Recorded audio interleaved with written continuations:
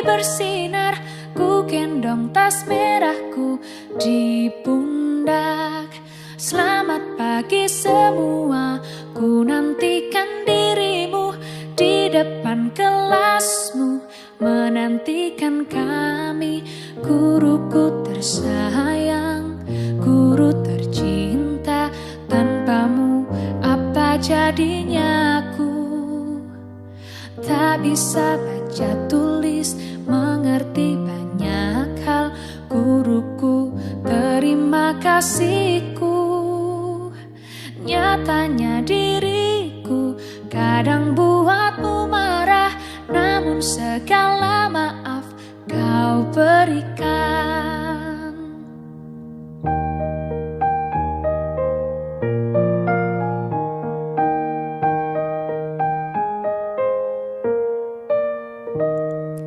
Pagiku cerahku, matahari bersinar, ku gendong tas merahku di pundak. Selamat pagi semua, ku nantikan dirimu di depan kelasmu, menantikan kami. Guruku tersayang, guru tercinta, tanpamu apa jadinya aku? Tak bisa baca tulis, mengerti banyak hal. Guruku, terima kasihku. Nyatanya diriku kadang buatmu marah, namun segala maaf kau berikan. Namun segala maaf kau berikan.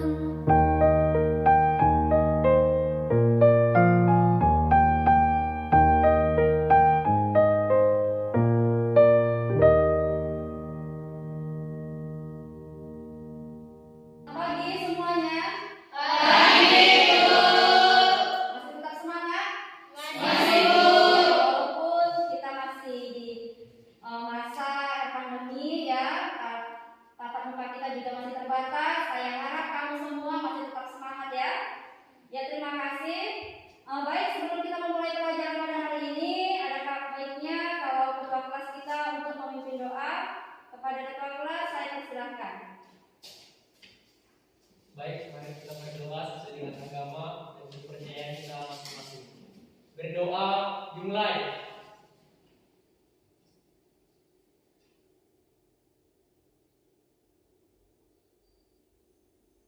Berdoa selesai. Ya, terima kasih atas restu yang sudah memimpin doa. Baik, saya akan mengabsen kamu ya. Yang mulai, Aurelia, hadir Bu. Agatha Yulia, hadir Bu. Berkat, Hadir Bu. Darmawati, hadir Bu. Elisa, hadir Bu. Elsa, hadir Bu. Fitri, hadir Bu. Yupriyati, hadir Bu. Krisna, hadir Bu. Restu, Hadir Bu. Teresia, hadir Bu. Timelia, hadir Bu. Tridiana, hadir Bu. Wahyuni, hadir Bu. Ya, terima kasih sudah menjawab absen pada hari ini. Baik, untuk memberikan semangat kita pada pagi ini ya, saya akan memutarkan lagu nasional. Jadi saya harap kamu nanti akan lebih bersemangat dan berjuang nasionalis ya. Baik, saya persilakan untuk berdiri.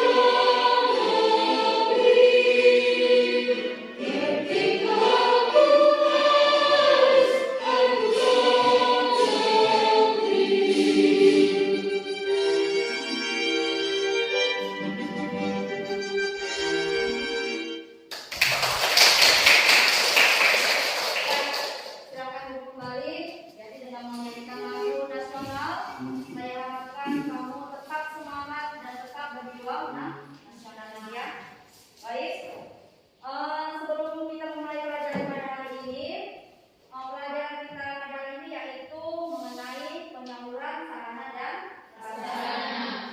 Dua pertemuan yang lalu kita sudah membahas mengenai penerimaan kemudian penyimpanan ya.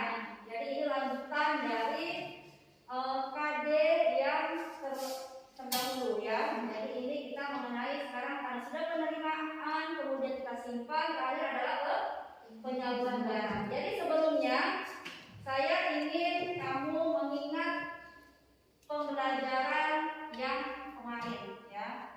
Jadi untuk memulai pelajaran pada hari ini ada baiknya kita mengingat pembelajaran yang terdahulu ya. Jadi saya mau bertanya, apa yang dimaksud dengan penyimpanan? Siapa yang bisa? Saya, Bu. Ya, Emma. Penyimpanan merupakan sebuah kegiatan dan usaha dalam penyelenggaraan dan penyaluran sarana prasarana dalam sebuah perusahaan. Iya. Jadi dia masih mengingat ya penyimpanan itu ya, menyimpan barang. Itu biasanya kemarin kita menyimpan barangnya di gudang kan? Ya. Kemudian pertanyaan yang kedua mengenai penyimpanan, kita ada asasnya, yaitu asas FIFO dan FIFO. Siapa yang bisa menjelaskan? Oke, Putri. Kalau asas FIFO itu pertama masuk, dia pertama keluarkan. Satu lagi itu asas FIFO. Asas FIFO yang pertama itu kita lihat masa kadaluarsanya, baru itu yang pertama kita keluarkan. Iya, jadi FIFO dan FIFO. FIFO pertama barang masuk, kemudian dia yang keluar duluan. Kemudian sedangkan FIFO adalah barang yang mendekati masa kadaluarsa. Contohnya apa? Mendekati masa kadaluarsa contohnya? Seperti makanan, Kemudian yang lagi minuman dan obat-obatan ya. Nah, kemudian pertanyaan terakhir, setelah kita simpan, kita salurkan barang tersebut. Yang kamu ketahui apa sih itu penyaluran? Saya, Bu.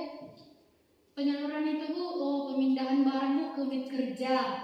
Agar, Bu, pekerjaan itu mudah dilakukan dan mudah memperlancar suatu pekerjaan, Bu. Iya, jadi pemudahan ya dari unit kerja agar memperlancar pekerjaan. Ya, jadi penyaluran itu adalah pemindahan dari yang unit yang satu ke unit yang lain untuk memperlancar pekerjaan. Baik, kita akan masuk ke pembelajaran kita pada hari ini.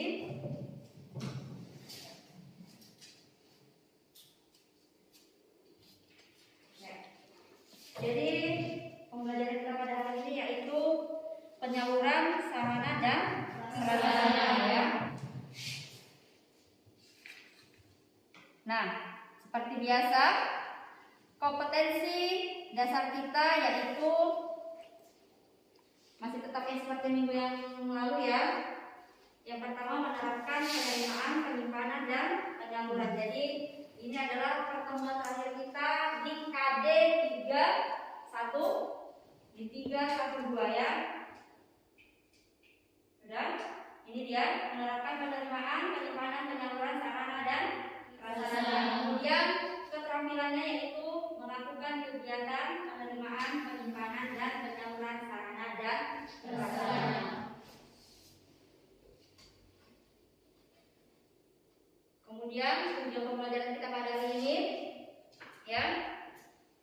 Tujuan pembelajaran kita pada hari ini yang pertama, saya mengharapkan kamu nanti setelah belajar dari penyaluran ini menjelaskan pengertian penyaluran dengan komunikatif sesuai dengan pendapat kamu sendiri. Jadi kamu bisa mengungkapkan apa sih penyaluran menurut pendapat kamu sendiri. Kemudian yang kedua, menjelaskan fungsi dan tujuan saluran sarana dan prasarana. Yang ketiga, menelaah asas penyaluran sarana dan prasarana. Jadi ada asas-asasnya ya. Yang keempat, menjelaskan tentang moda transportasi penyaluran sarana dan prasarana.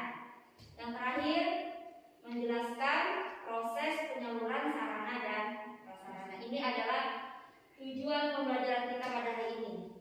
Itulah diharapkan kamu bisa menjelaskan semuanya ini. Kemudian nanti kita, sebelum kita masuk ke pembelajaran kita intinya, ya, saya ada sebuah masalah. Jadi saya harap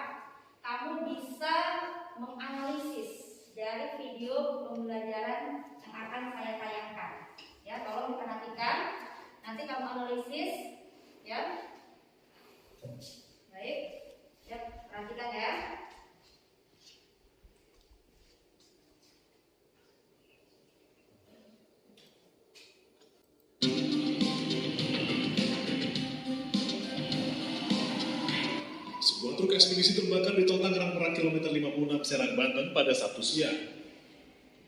Api diduga berasal dari dalam box buatan. 3 unit mobil pemadam kebakaran diterjunkan. Langsung makin akhirnya dari Tangerang menuju Lampung pun ludes terbakar. Untuk penyebab kebakaran masih diselidiki. Awal mula kronologinya bagian boxnya ada percikan api kemudian keluar asap. Kita masih menyelidiki apa penyebab kebakaran tersebut. Kemudian kita lakukan TKP mengambil pemadam kebakaran, mengatur lalu lintas agar suasana tetap kondusif. Sebagai kemacetan panjang yang peristiwa ini. Tentang apa ya? Kebakaran masih diselidiki oleh polisi. Baik, sudah kamu nonton? Ya, jadi kamu analisis sebentar. Tadi ada truk ekspedisi yang terbakar. Truk ekspedisi itu biasanya ekspedisi yang membawa barang pesanan. Jadi kamu analisis ya, berdasarkan tadi itu, berdasarkan video tersebut, analisislah masalah yang terjadi. Jadi sekarang ini di dalam video tadi ada 3 pihak, ya, ada 3 pihak yang terlibat di dalamnya, yaitu pihak ekspedisi yang mengangkut barang, ya, kemudian ada pihak penyalur, berarti orang yang menyalurkan barang dan menggunakan pihak ekspedisi, kemudian yang terakhir adalah konsumen, orang yang memakai barang, ya, bisa saya kasih kesempatan untuk menganalisisnya. Sebentar, saya kasih waktu kurang lebih 3 menit lah. Ya, silakan untuk berdiskusi dengan temannya.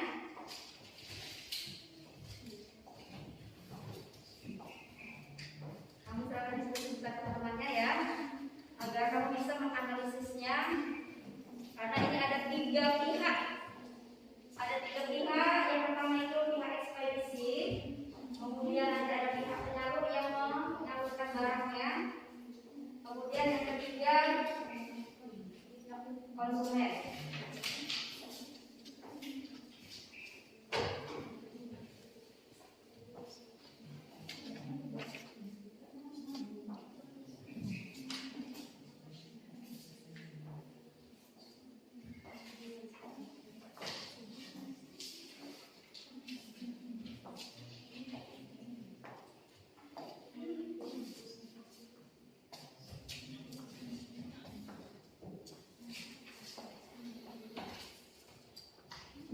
Jadi katanya kalau truknya terbakar, memakai moda transportasi truk, ya, penyalurannya memakai moda transportasi untuk jalur darat.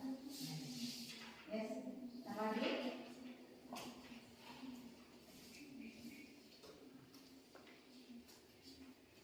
Baik, bisa? Oke, yang pertama ya, lihat. Kalau pendapat saya atau diskusi kami yaitu dia yang sebagai pihak yang bertanggung jawab. Ya, sekarang kamu dari pihak ekspedisi. Oke. Dia yang sebagai pihak yang bertanggung jawab dengan barang tersebut, barang yang dibawa tersebut mengalami kerugian pada roda transportasi dan barang yang dibawa tersebut. Kedua yaitu jika barang diasuransikan, maka pihak ekspedisi akan mengurus asumsi barang kiriman serta kendaraan. Ya, jadi menurut si Amelia, dari pihak ekspedisi dia dan pihak ekspedisi ya, nanti kamu yang pihak yang keduanya. Jadi dari pihak ekspedisi dia juga bukan hanya konsumen yang merugi di sini, tetapi pihak ekspedisi juga merugi dari apa? Misalkan dari moda transportasinya, karena truknya kan terbakar ya, kemudian juga apalagi barang tadi yang sudah dibayarkan juga habis terbakar. Maka dia harus bagaimana menjadi rugi kan? Iya, harus menjadi rugi. Tapi apabila barang tadi sudah diasuransikan, maka dia harus mengurus ke pihak asuransi. Ya, kemudian siapa yang bisa dari pihak penyalur? Saya Bu, Ya, dari pihak penyalur itu Bu mengalami kerugian karena mengalami kerugian terhadap konsumen. Yang kedua, keterlambatan pengiriman barang kepada konsumen. Yang ketiga, menggantikan barang secepatnya agar si konsumen tidak mengalami kecewa atau mengembalikan uang si konsumen tersebut yang sudah diterima. Yang ketiga, menggantikan barang dari rekening lain dengan tujuan agar si konsumen tidak kecewa. Ya, jadi menurut pendapat Mahkamah Data dari pihak penyalur, ya, dia juga tidak merasa rugi, atau merasa rugi ya, karena barangnya diterbangkan. Tapi dia akan bagaimana? Mungkin tindakannya adalah mengganti barang tersebut dengan menghubungi rekanan itu artinya yang sesama dia usahanya, atau dia mengganti dalam bentuk uang, ya, seperti itu. Jadi di sini ada hubungannya dengan apa? Hubungannya dengan asas juga ya, asas penyaluran itu ketepatan, dalam pengiriman barang. Kemudian yang ketiga dari pihak konsumen, bisa Saya Bu, jadi yang pertama itu Bu, merasa kecewa dengan ketiadaan atau keterlambatan barang yang sudah dipesan dari penyalur. Yang kedua itu, konsumen harus menunggu lebih lama penggantian barang pesanan yang sudah terbakar dari penyalur. Dan yang ketiga itu Bu, kebutuhan barang mendesak oleh konsumen dapat dilakukan pemesanan ke pihak lain sebelum barang tersebut digantikan oleh penyalur pertama. iya. Jadi kita kesimpulannya dari video tersebut, dari pihak ekspedisi maupun penyalur maupun konsumen semua merasa kerugian, ya kan? Merasa dirugikan, semuanya merasa dirugikan. Tetapi seperti tadi kita mau bilang ada dia solusinya, ya, ada solusinya. Dan kemudian kalau menurut pendapatmu, ini masalah yang terjadi ini apakah dari kelalaian manusia? Apakah ada terjadi kelalaian manusia di sini? Ada, karena dari pihak yang mana, pihak ekspedisi, dia tidak memeriksa kendaraannya, ya kan? Kenapa dia bisa terjadi kebakaran? Karena dia tidak memeriksa kendaraannya dan transportasinya, sehingga terjadi kebakaran. Jadi bisa kita kesimpulan ini adalah kelalaian manusia. Kemudian sehingga menyebabkan proses penyaluran barang menjadi terlambat, ya, dan terlambat. Yang tadinya kita sebagai konsumen sudah menunggu ada stok barang kita, karena barang yang tadi terbakar, otomatis bagaimana? Kita juga akan kecewa. Kemudian ya barang yang sudah kita tunggu-tunggu tadi tidak ada, maka kita harus menghubungi dari pihak penyalur. Jadi ketiga pihak ini, tapi yang sangat bertanggung jawab adalah pihak ekspedisi dan pihak penyalur. Baik, ya, jadi kita ke pengertian penyaluran sarana dan prasarana. Penyaluran, dengan kata penyaluran, dengan kata penyaluran, sering, kamu sering menyalurkan barang? Sering banget. Nah, pengertian soal penyaluran sarana dan prasarana. Penyaluran sarana dan prasarana itu merupakan kegiatan pengelolaan logistik atau proses arus barang dan jasa yang berkaitan dengan pembagian dan penyampaian kepada unit organisasi. Jadi di dalam perusahaan ada kegiatan pengelolaan logistiknya, ya. Kemudian ada proses arus barangnya, karena dibagikan. Misalkan datang barang ke unit di sekolah kita misalkan. Nah, nanti pihak sekolah, ya, pihak bagian sarana prasarana akan membagikan, disalurkan kepada unit yang sudah memesannya. Ya, kemudian pengertian kedua itu adalah pemindahan barang ke unit kerja. Itu saya bilang tadi. Barang datang misalkan apa? Kalau di sekolah kita, contohnya kursi, kemudian apa lagi? Meja, buku, iya benar, buku juga. Kemudian kalau yang lainnya sarananya komputer, ya komputer. Jadi misalkan dari unit DM, ya, TKJ sudah memesan barang, maka begitu datang barang ke sekolah, maka pihak sarana dan prasarana akan menyalurkannya, ya, sesuai untuk memperlancar dan mempermudah pekerjaan sesuai keperluannya. Jenisnya apa, jumlahnya berapa, dan tempatnya yang mana yang membutuhkan. Paham sampai sini? Ya. Tujuan penyaluran. Ya. Yang pertama, menyampaikan barang atau jasa dari produsen kepada konsumen. Yang nomor satu ini jelas? Menyampaikan barang? Jelas ya. Kita kalau mau beli barang, kita sebagai konsumen ya.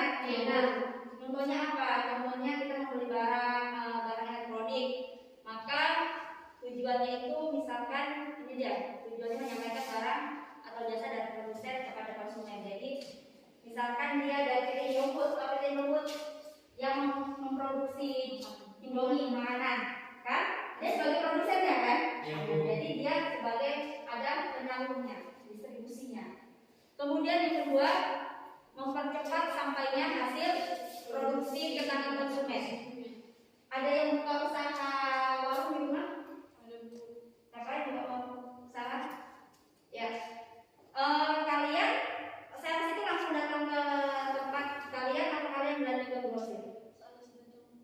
Sales langsung datang ke mana? Sales itu adalah perpanjangan tangan dari siapa? Dari produsen, ya.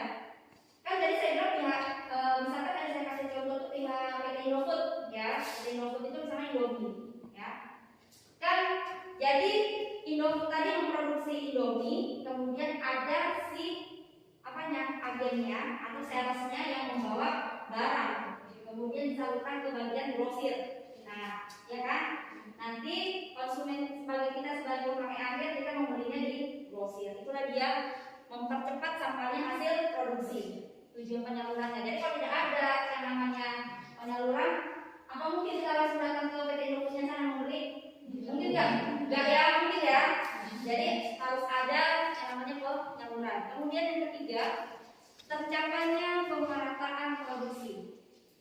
Apa maksudnya? Tercapainya pemerataan produksi ada yang bisa? Pemerataan produksi. Jadi kalau di sini pemerataan produksi itu, jadi kalau pihak Indofood kan itu misalkan kan pabriknya ada nggak di Kabupaten Tengah? Ada pabriknya di Kabupaten Tengah? Nggak ada kan? Pabriknya tuh di Medan. Nah, jadi kan dia membuat produksi tadi saya bilang Indomie, diratakanlah produksinya itu ke seluruh wilayah. Itu dia campuran tadi. Makanya semua dari daerah manapun bisa merasakan makanan tadi. Paham? Kemudian menjaga kontinuitas produksi. Ini maksudnya itu berkesinambungan. Jadi dia tetap produksinya itu tetap diharapkan oleh konsumen. Kemudian yang kelima, meningkatkan kualitas dan kuantitas produksi. Kualitas apa? Mutu. Kuantitas? Jumlah. Ya, meningkatkan kualitas dan kuantitas produksi. Jadi kualitasnya tetap dijaga. Saya rasa kalau kamu dari kamu kecil sampai sekarang kamu sudah kelas 12, kamu rasakan Indomie rasanya berbeda atau bagaimana? Tetap kan? Mereka terus berinovasi, ya kan?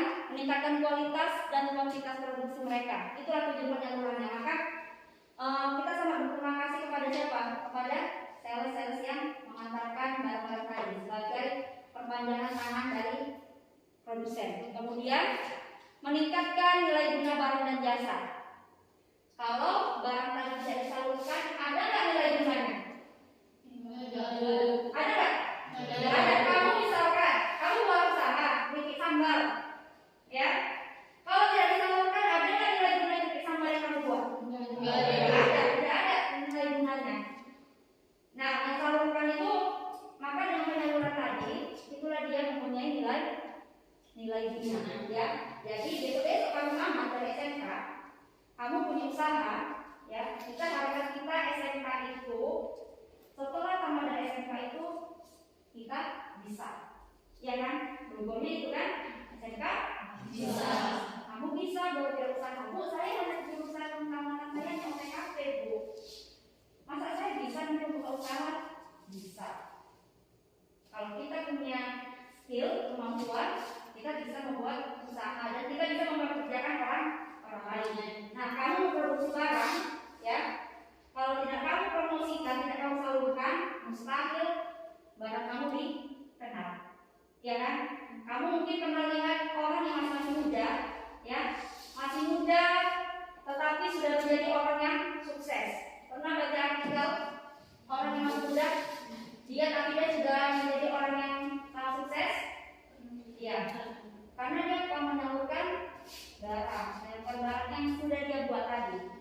produksi. Ya, mulai dia meningkatkan nilai guna ya. Baik. Nah, sistem distribusi. Masih semangat? Masih. Ya. Sistem distribusi. Jadi penyaluran itu sama katanya dengan distribusi ya. Sistem distribusi itu ada dua, yaitu distribusi langsung dan tidak langsung. Apa sih langsung itu? Nah, langsung itu menggunakan sistem langsung berarti barang-barang yang sudah diterima dan diinventarisasikan langsung disalurkan pada bagian-bagian yang membutuhkan tanpa melalui proses penyimpanan. Contohnya di sekolah kita ada nggak seperti itu? Langsung disalurkan. Ada nggak? Ada? Ada. Apa contohnya? Misalnya komputer data, ya kan? Komputer data kan nggak disimpan langsung di gudang, tapi langsung disalurkan ke bagian-bagian yang membutuhkan tanpa melalui proses penyimpanan. Ini adalah distribusi langsung. Gitu barang datang, misalkan di perusahaan, nanti kamu kerja misalkan, kamu sudah meminta pada bagian gudang, dari unit kami kehabisan kertas misalkan, atau dari unit kami perlengkapan sudah habis dan segala macamnya. Maka begitu barang datang langsung didistribusikan, nggak lagi disimpan di gudang. Paham di sini? Yang kedua, distribusi tidak langsung. Ini artinya apa? Kebalikan dari distribusi langsung. Jadi barang itu, barang-barang yang sudah diterima dan sudah diinventarisasikan tidak secara langsung disalurkan, melainkan harus disimpan terlebih dahulu di gudang. Jadi kalau besok-besok kita mau butuh, kita harus pakai kartu stok apa? Stok barang, ya kan? Stok gudang. Jadi kita harus meminta kepada gudang apa barang tadi masih ada atau tidak. Seperti pelajaran yang minggu lalu, yaitu penyimpanan. Kita ada banyak stok kan? Jadi dari situ kita lihat stoknya, apakah masih ada barang yang kita minta. Itulah penyimpanan di gudang.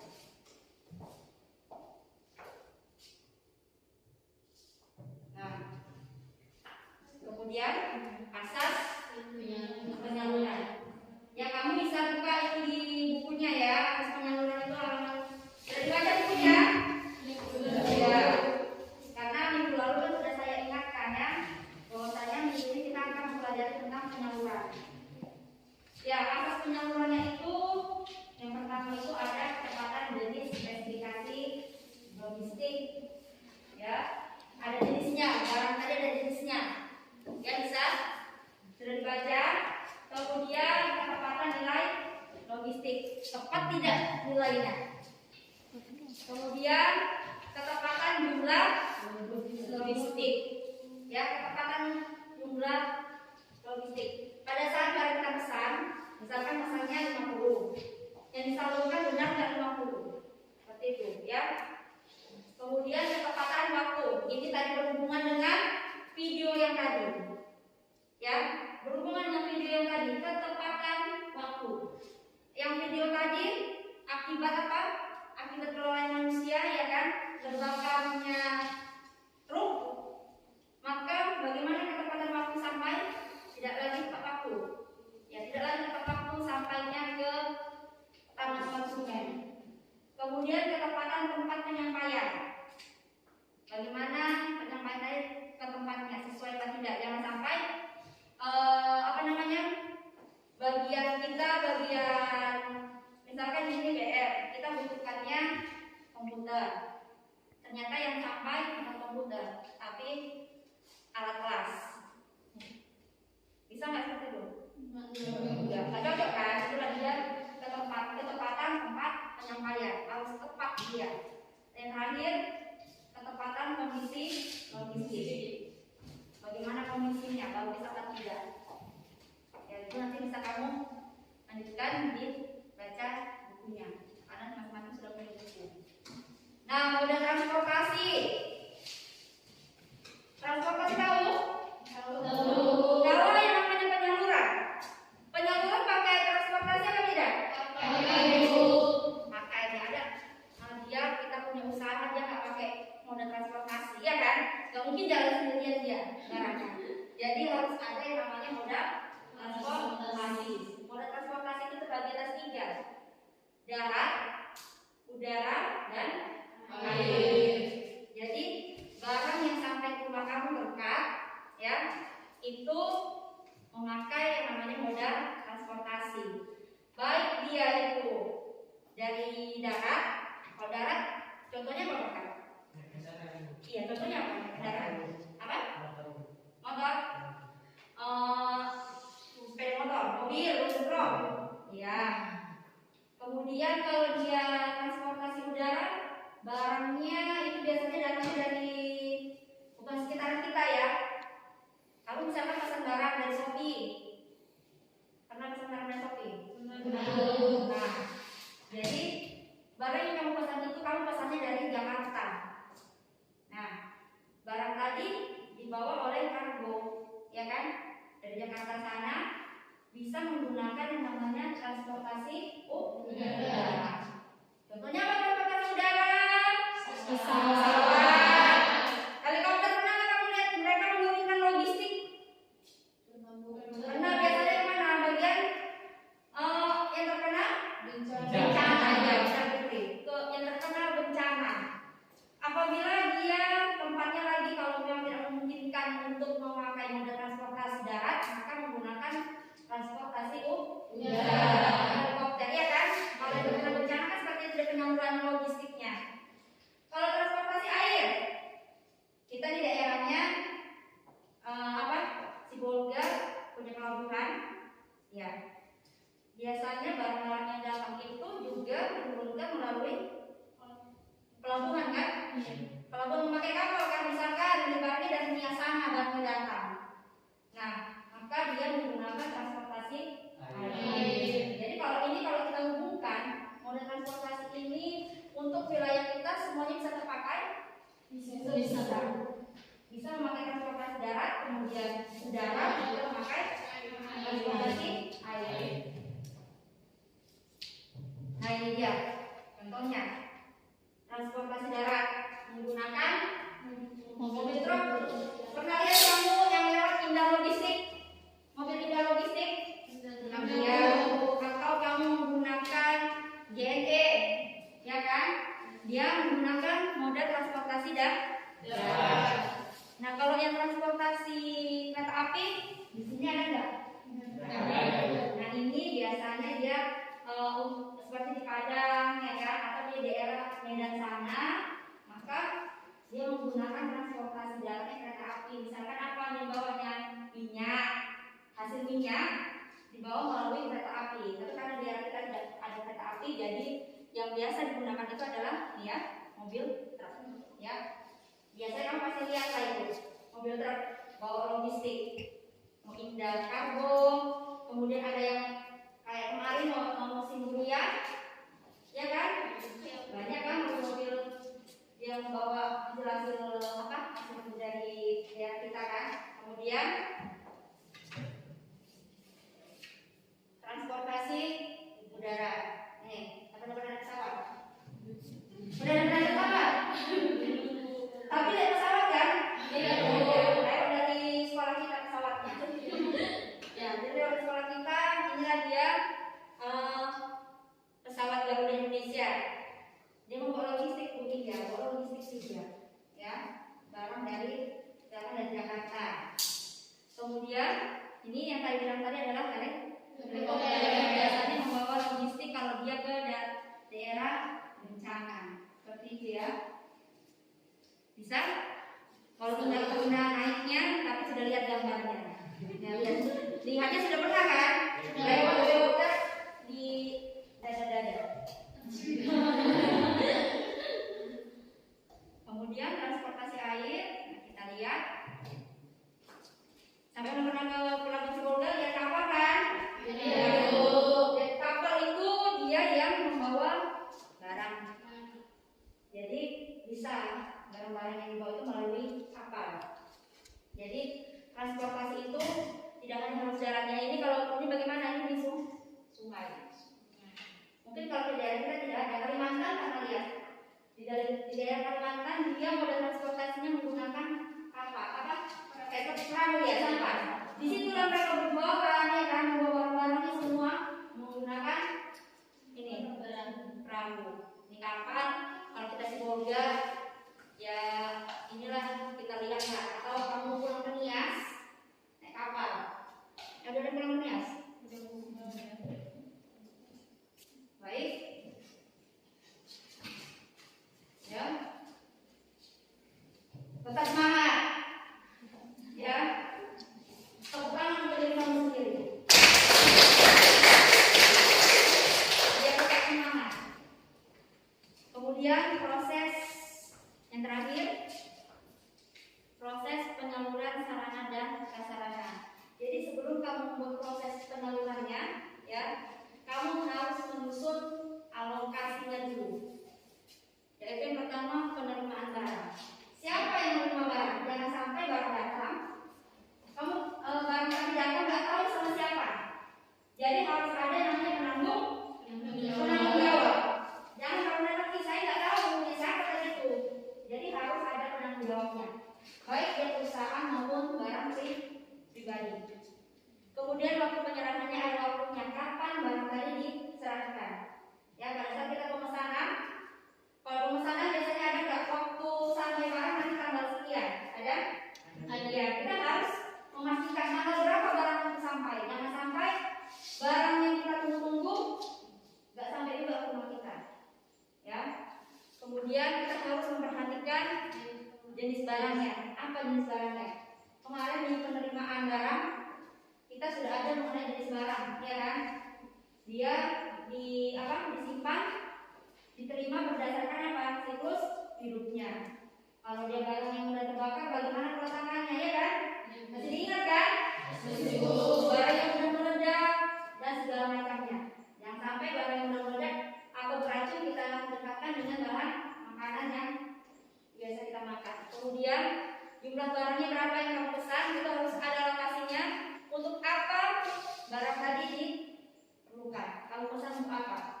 Jadi biar tahu proses penyalurannya. Kemudian pengiriman barangnya, cara pengiriman, caranya bagaimana? Tahu maksudnya caranya? Cara pengiriman? Apakah barang tadi dikirim pada hari itu juga atau bagaimana? Apakah dia menggunakan seperti vaksin, kan ada apanya kan, tempat penyimpanannya kan? Nah, kemudian pengemasan, dinamo pengemasan seperti vaksin atau obat-obatan itu biasanya ada dia kayak seperti tempat es itu dia, ya kan? Pengumatan juga pengangkutan, ini pengangkutan yang saya bilang tadi. Pengangkutan itu menggunakan apa? Barang yang kita mau distribusikan, contohnya, saya kasih contoh, kamu seorang pengusaha atau kamu buat barang, ya. Sekarang sistemnya online ya, sistemnya online. Kamu punya usaha, misalkan apalah yang unik. Nah, kamu pasarkan kepada orang lain, kemudian kamu menggunakan e-commerce. E-commerce itu contohnya Shopee, Lazada dan segala macamnya. Nah, ada yang pesan. Sekarang kamu mau menggunakan apa? Menggunakan moda transportasi apa? Harus kita pikirkan cara penyalurannya. Cara pengangkutannya, apakah menggunakan darat? Kalau darat, resikonya apa? Waktunya lebih lama atau lebih cepat? Lebih lama. Kalau kita menggunakan darat, waktunya misalkan ke Jakarta kita kirim, maka barang tadi akan lama sampai. Sedangkan kalau dia menggunakan darat, cepat atau apa lama? Tapi apa kelemahannya dari segi biaya, benar berkat dari segi biaya. Kemudian setelah kita angkut, nanti membongkar barangnya. Bagaimana barang tadi dibongkar? Siapa yang akan bertanggung jawab dalam pembongkaran? Yang terakhir, penyerahan barang, ya.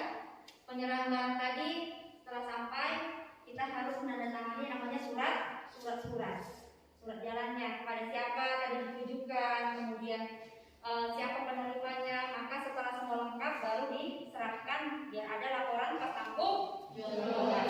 Baik, ini ya mengenai penyaluran. Kita akan setelah dari sini sudah mulai paham? Sudah.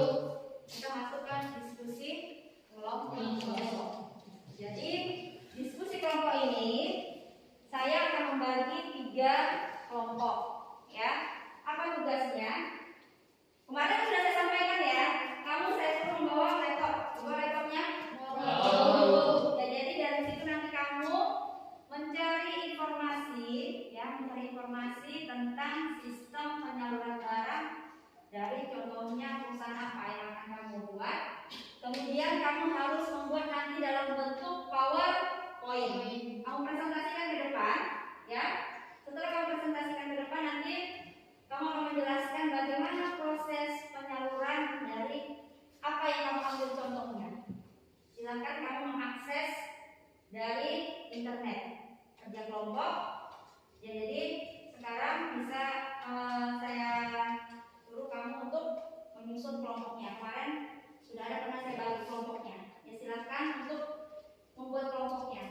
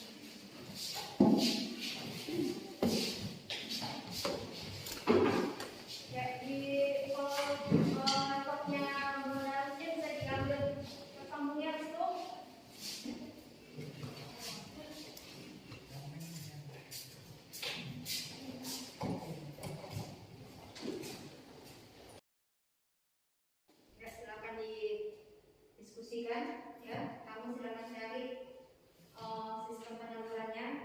Kemudian nanti kamu buat dari PowerPoint. Silakan kerjakan. Silakan cari dari internet contoh penyalurannya.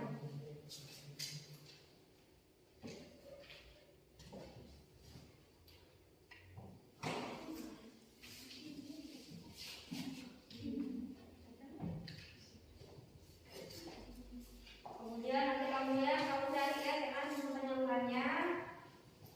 Silakan di PowerPoint.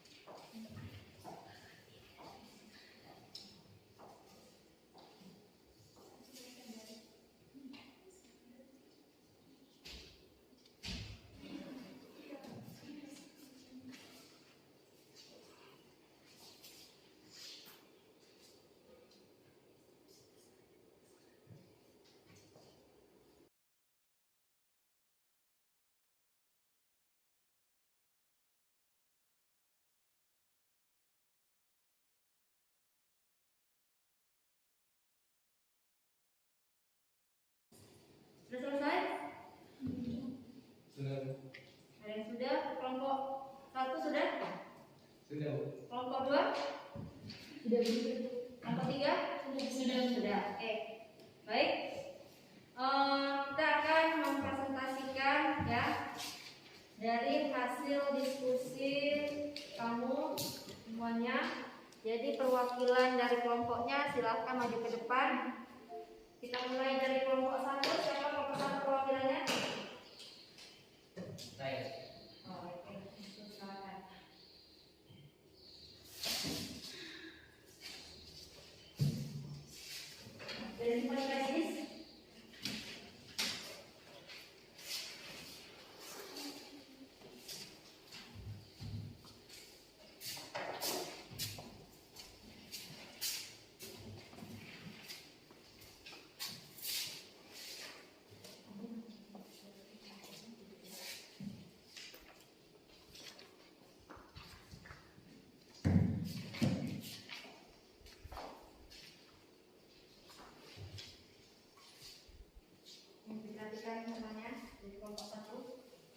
Baik teman-teman, di sini kami akan mempresentasikan hasil diskusi kami tentang penyaluran barang. Ya, kamu dari kelompok 1 distribusi barang apa? Kami mengambil contoh barang yang akan didistribusikan yaitu vaksin. Oke, silakan. Terima kasih, Bu.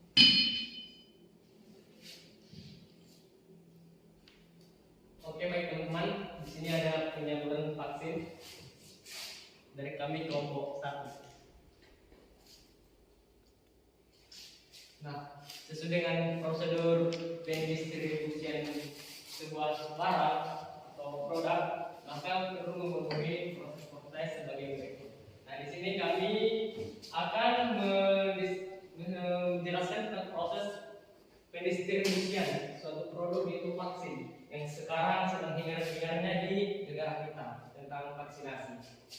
Nah, pertama dalam penyaluran vaksin harus dilakukan penyusunan alokasi. Nah, di sini maksudnya penyusunan alokasi jika sebuah vaksin telah tersedia, vaksin siap untuk diberangkatkan, didistribusikan dari pusat ke provinsi, maka dari vaksin tersebut harus diperhatikan mulai yang pertama itu waktu penyerahan vaksinnya, kemudian jenis barang dan jenis barangnya dan jumlah barang, kemudian kegunaan barang tersebut. Nah, seperti kita tahu vaksin itu gunanya untuk meningkatkan imunitas kita masyarakat Indonesia yang agar terhindar dari COVID-19. Sebuah vaksin telah tersedia dari pusat, maka langsung didistribusikan ke tingkat provinsi dulu. Nah, dengan begitu tidak semua kinerja tidak langsung dilakukan oleh bagian pusat saja. Jadi terlebih dahulu disalurkan ke provinsi-provinsi yang ada di Indonesia, kemudian pihak provinsi nanti akan mendistribusikannya lagi ke bagian daerah atau kota.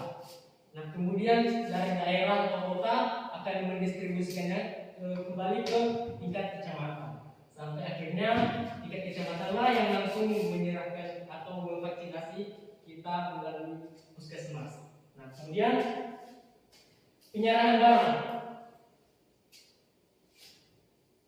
Nah, setelah melewati proses pendistribusian dari daerah hingga kecamatan, maka penyerahan barang yaitu dari petugas vaksin akan menyerahkan dari petugas pendistribusian dari tingkat kabupaten akan mendistribusikan vaksin itu ke tingkat puskesmas dan sesuai dengan harus memenuhi standar operasional prosedur. Nah, jika barang saja, makanan saja harus memenuhi SOP, maka apalagi dari vaksin. Yang vaksin ini akan disuntikan langsung ke badan kita. Jadi harus benar-benar steril, harus benar-benar diperhatikan mulai dari virus yang paling kecil harus dijaga kebersihannya dan sterilisasinya. Oleh karena itu, jika suatu vaksin telah tersedia dan siap untuk dibongkar, disimpan ke unit puskesmas, maka perlu dilakukan yang namanya itu sterilisasi. Mulai dari petugas yang mengangkut atau membongkar vaksinnya pun harus dicuci tangannya menggunakan hand sanitizer atau menggunakan sabun. Nah, setelah vaksin tersedia di unit puskesmas, maka pihak petugas puskesmas lah yang akan memvaksinasi masyarakat di sekitar kecamatan masing-masing. Nah, demikian teman-teman penjelasan singkat dari kami, sederhana dan tidak terlalu banyak penjabarannya. Dengan harapan kami teman-teman semua bisa mengambil hikmah dan pelajaran pendistribusi barang yang begitu penting yaitu vaksin dalam kehidupan sehari-hari. Baik teman-teman semua, demikianlah penjelasan dari kami. Kami ucapkan terima kasih. Close untuk kelompok 1. Terima kasih Anda itu mewakili dari kelompok 1. Jadi kelompok 1 mengambil proses penyaluran vaksin ya. Jadi sudah ada tahap-tahapnya bagaimana cara pengirimannya dari tadi dikatakan mereka dari pusat ke provinsi, kemudian dari provinsi ke daerah, baru disalurkan ke kecamatan atau puskesmas ya. Jadi ada dia saluran distribusi tadi menggunakan moda apa tadi, moda transportasinya baik darat maupun udara. Dari pusat ya, kalau dari pusat dia digunakan itu menggunakan transportasi udara. Nah nanti ada dia yang bekerja sama terhadap daerah, bekerja sama dengan pihak kepolisian, kemudian dari puskesmas juga untuk menjemput vaksin tadi menggunakan moda transportasi melalui darat ya. Baik, sudah mengerti sampai sini? Ya, kemudian dia proses penyaluran vaksin. Baik, kita ke kelompok 2. Ya, kelompok 2 silakan.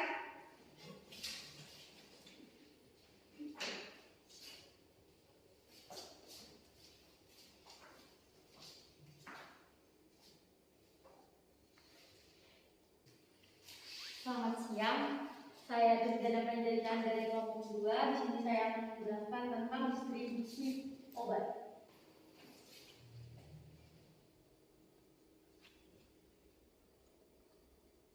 Nah, di sini ada penyusunan alokasi. Sebelumnya penyusunan alokasi adalah penyusunan pengiriman. Untuk skema pengadaan obat pada alur distribusi dimulai dari pemesanan dari pedagang besar farmasi ke sumber resmi yang ditunjuk untuk pembelian obat.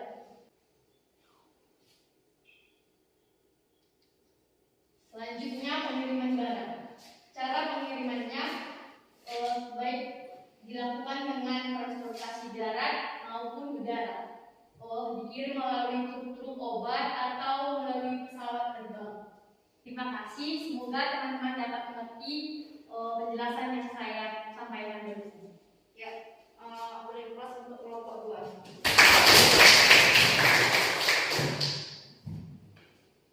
Jadi tadi kelompok 2 menyampaikan mengenai apa?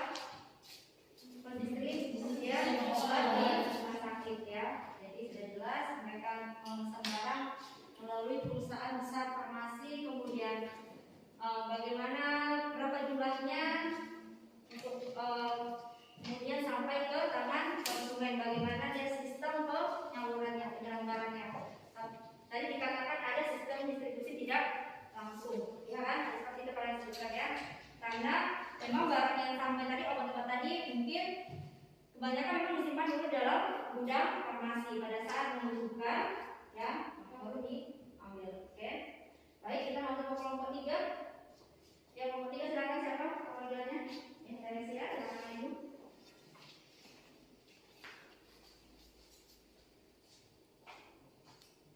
Nah, oke, baik teman-teman, perkenalkan kami dari kelompok 3. Di sini kami akan menjelaskan tentang pendistribusian sarana dan prasarana di sekolah.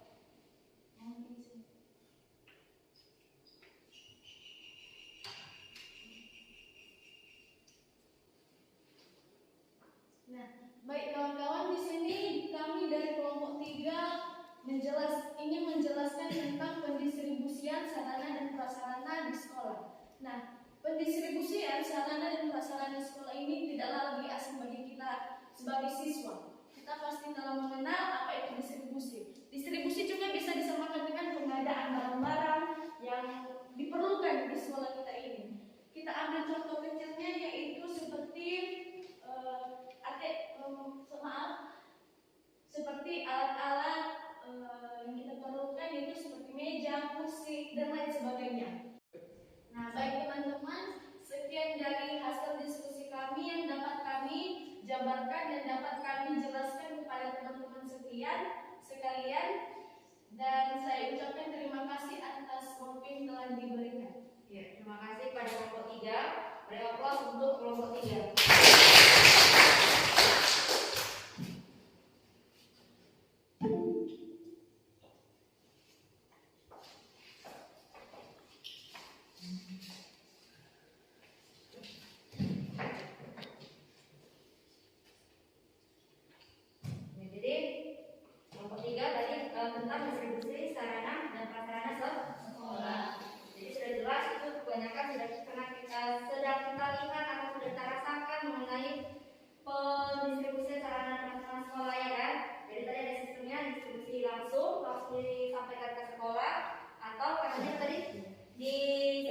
di kantor dinas. Kemudian dalam pendistribusiannya juga nanti ada dia tidak langsung akan warga sekolah langsung bisa bebas memakainya karena nanti ada laporan tanggung jawaban. Baik, terima kasih atas partisipasi kamu ya dalam diskusi kelompok. Saya mengucapkan banyak terima kasih kamu berarti sudah paham mengenai penyaluran sarana dan prasarana. Jadi tadi kita sudah mendapatkan dari vaksin, penyaluran obat, kemudian dari sarana dan prasarana sekolah. Baik, sekarang saya ada LKPD ya. Bisa kamu kerjakan nanti di rumah. Setelah ini kita masuk ke dalam Google Form ya. Baik.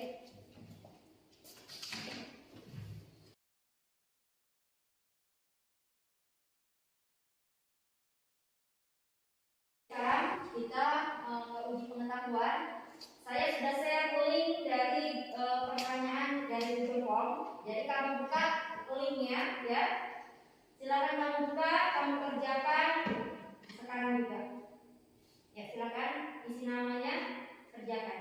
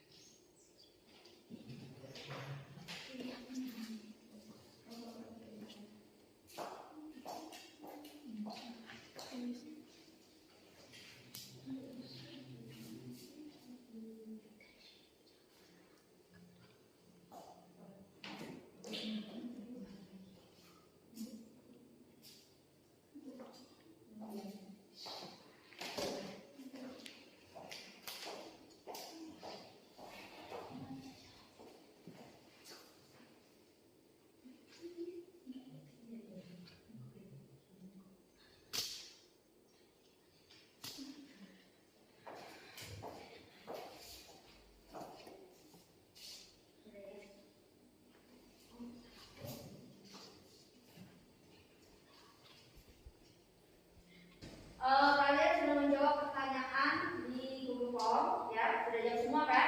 Sudah. Jadi saya sudah mendapatkan jawabannya, penilaiannya nanti penilaiannya saya share di grup kita ya. Nilai-nilai kamu saya share berapa dapatnya ya. Jadi terima kasih.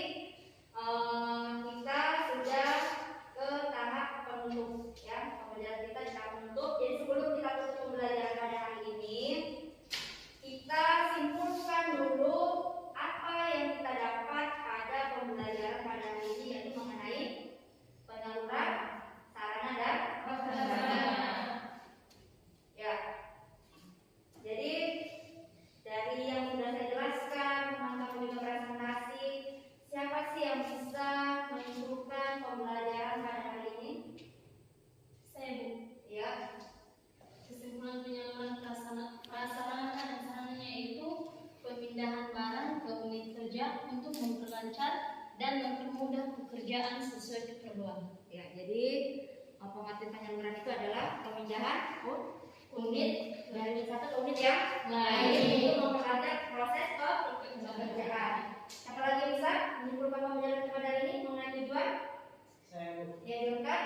mempercepat sampainya hasil produksi ke konsumen Bu.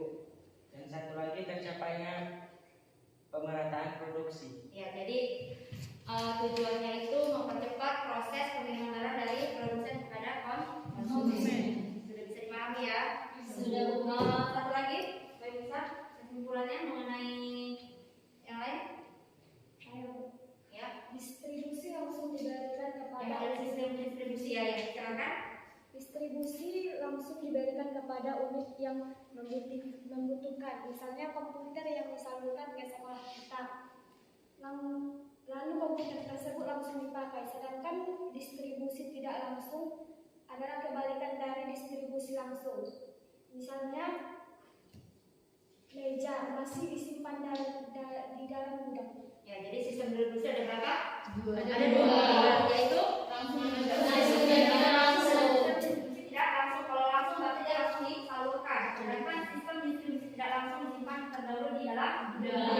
Yang terakhir tentang proses penyaluran barang, saya bisa di Elisa. Proses penyaluran sarana dan prasarana ada 3, yaitu yang pertama penyusunan alokasi, yang 2 pengiriman barang, yang ketiga penyerahan barang. Ya, jadi proses penyalurannya ada berapa? Ada 3. Yang pertama penyusunan alokasi, kemudian pengiriman barang, dan terakhir ada penyerahan barang. Kemudian moda transportasinya kita pakai sistemnya ada 2 atau 3? 3.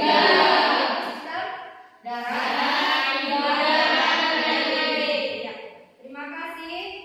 Kamu masih semangat dalam melakukan pembelajaran pada hari ini. Tetap kamu ikuti protokol kesehatan. Jadi materi kita pada hari ini mulai dari penerimaan, penyimpanan dan penyaluran sudah selesai ya. Sudah selesai KD 312, maka kita minggu besok kita akan masuk ke pelajaran berikutnya, yaitu pemanfaatan sarana dan prasarana. Memanfaatkan ya, setelah kita simpan, kita terima, kita simpan, kita salurkan dan kita manfaatkan. Itu aja, nanti kita manfaatkan. Baik, sebelum kita menutup pembelajaran pada hari ini, ada baiknya kita berdoa agar apa yang sudah kita pelajari pada hari ini semua menjadi berkah dan menjadi ilmu yang bermanfaat bagi kita semua. Dan berkah ditutup doanya. Baik, mari kita berdoa dengan agama dan kita masing-masing. Berdoa dimulai. Guruku tersayang, guru tercinta, tanpamu apa jadinya aku? Ya, terima kasih. Tinggal lagi ingat, tetap patuhi protokol kesehatan. Jangan, walaupun kita sudah divaksin, jangan beranggapan kita tidak perlu memakai masker atau menjaga